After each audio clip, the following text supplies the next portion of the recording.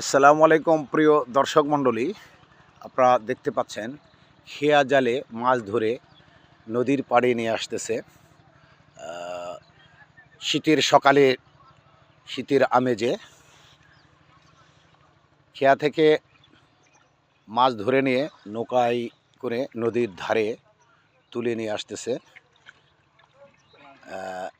মাছগুলো কিভাবে এখন নিয়ে গিয়ে বাজারজাত করবে। আলহামদুলিল্লাহ, বিরাট একটি চিতল মাছ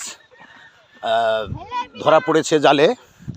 আপনারা দেখতে পাচ্ছেন মাছটা এই রানী নদীতে ধরা পড়েছে। মাছটা দেখলে আপনাদের প্রাণ জুড়িয়ে যাবে। মাছটা হাতে করে নিয়ে মাছ বাজারজাত করার জন্য এই মাছটা তুলে নিয়ে আসা হচ্ছে। প্রিয় দর্শক মণ্ডলী, মাছটার ছবি দেখে আপনাদের মন ভরে যাবে। প্রিয় দর্শক, এই মাছটি আপনারা দেখতে পাচ্ছেন।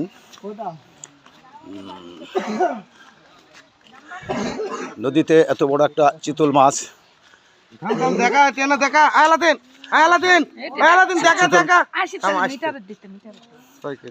মাছটি ওজনের জন্য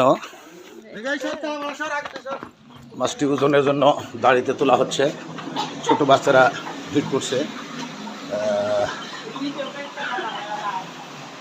আপনারা দেখতে পাচ্ছেন মাছটা ওজনের